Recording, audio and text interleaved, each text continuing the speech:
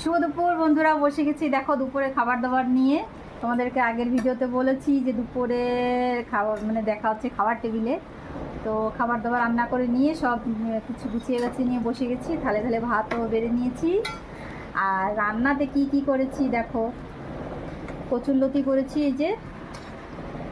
আর chicken খাবে না একজন, তার জন্য এই যে ডিমের অমলেট আছে, মানে কচুরলতির সঙ্গে মিশিয়ে ডিমের অমলেটটা রান্না করেছি, মাখা মাখা করে করেছি কচুরলতি আলু দিয়ে।